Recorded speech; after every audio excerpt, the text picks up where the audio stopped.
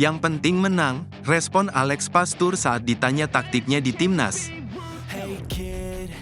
Asisten pelatih timnas Indonesia, Alex Pastur, mengungkapkan pandangannya sebagai juru taktik dalam wawancara di acara The Aftrap yang disiarkan oleh Love Televisi di Belanda. Mantan pelatih Almere City itu menggambarkan dirinya sebagai ahli strategi yang selalu mengincar kemenangan. "Saya pastinya ingin menang," ujar Pastur. Menurutnya, setiap keputusan taktis harus memiliki dasar kuat agar bisa diandalkan oleh para pemain dan klub. Pastur menekankan bahwa jenis sepak bola yang ia sukai selalu coba ia terapkan dalam pelatihan. "Anda bisa memberitahunya kepada para pemain, tetapi intinya adalah kamu harus melatihnya dan memastikan bahwa para pemain melakukannya," katanya. Ia ingin timnya memenangkan banyak bola di kotak penalti lawan dan membatasi peluang serupa bagi lawan di area pertahanan sendiri. Untuk mencapai gaya permainan itu, Pastur mempertimbangkan berbagai aspek, termasuk kualitas tim, kondisi lawan, serta apakah laga dimainkan di kandang atau tandang. "Ketika kami bermain, tentu saja tujuannya untuk menang. Tetapi kami juga ingin memenangkan sebanyak mungkin bola di kotak penalti dan sebisa mungkin lawan tidak melakukan hal serupa," ujarnya.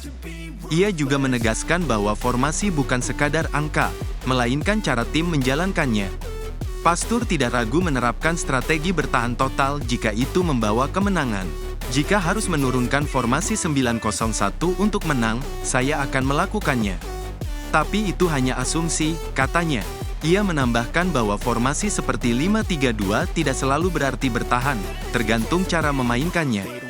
Sebagai asisten Patrick Kluivert, ia akan menjalani debut berat saat timnas Indonesia menghadapi Australia di kualifikasi Piala Dunia 2026 pada tanggal 20 Maret tahun 2025.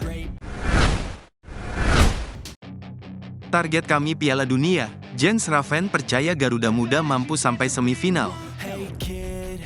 Jens Raven belum sepenuhnya pulih saat membela timnas Indonesia U20 dalam series U20 di Stadion Gelora Delta Sidoarjo. Meski begitu, ia tetap dimainkan dalam 2 pertandingan, yakni saat kalah 0-2 dari Suriah dan menang 4-0 atas India.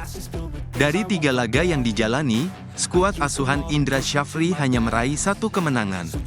Sepanjang turnamen mini ini, Jens Raven juga belum berhasil mencetak gol bagi timnya. Meski demikian, Jens Raven mengaku mendapatkan banyak pelajaran selama Kalenge Series. Skuad timnas Indonesia U20 mayoritas dihuni pemain yang sebelumnya membawa tim juara di Piala AFF U19 2024, ditambah beberapa pemain baru. "Saya mempelajari banyak hal selama series.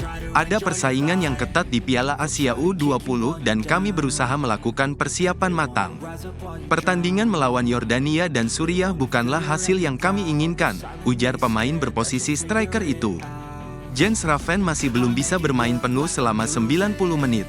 Namun, ia tetap mengikuti rencana tim, di mana series ini dijadikan ajang persiapan untuk Piala Asia U20 2025 yang akan digelar di China pada tanggal 12 Februari tahun 2025. "Sekarang kami fokus ke Piala Asia U20.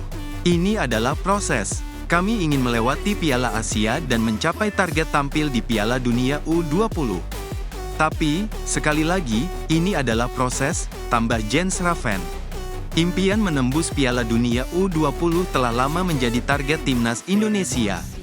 Piala Asia U20 2025 juga menjadi ajang kualifikasi, di mana 4 tim yang mencapai semifinal akan langsung mendapatkan tiket ke Piala Dunia U20 2025.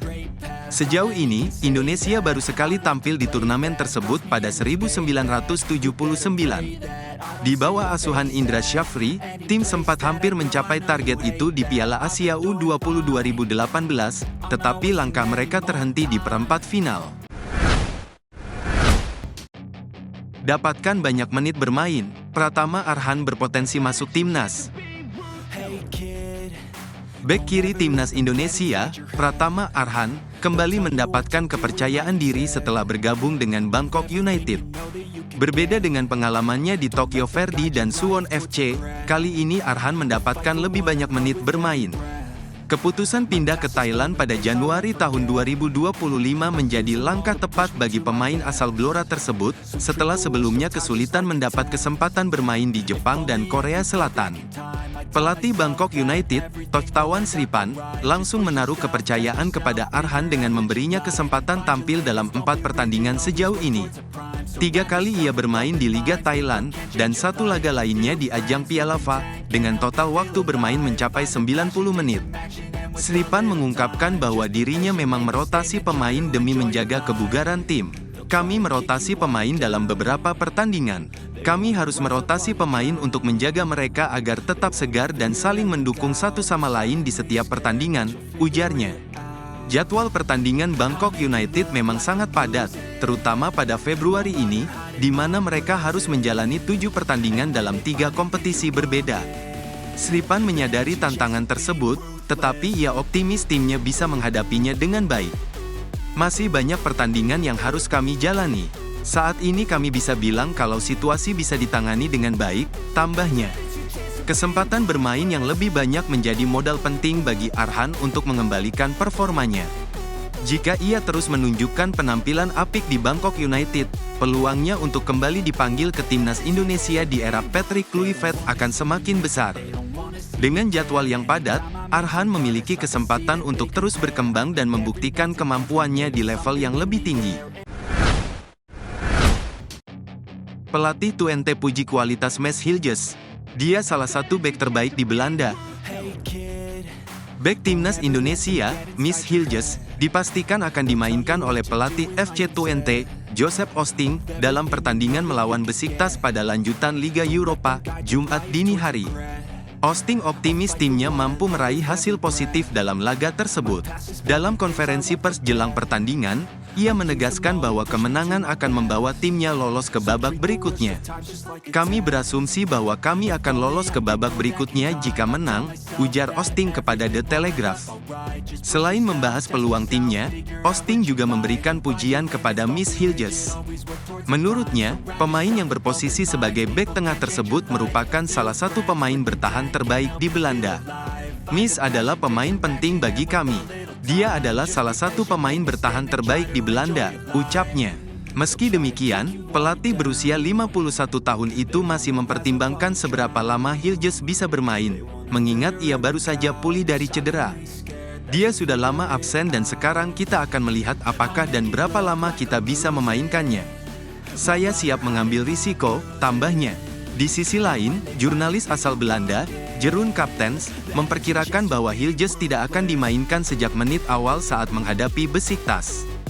Pemain berusia 22 tahun itu terakhir kali tampil bersama FC Twente pada laga melawan Olympiakos di fase grup Liga Eropa pada tanggal 12 Desember lalu.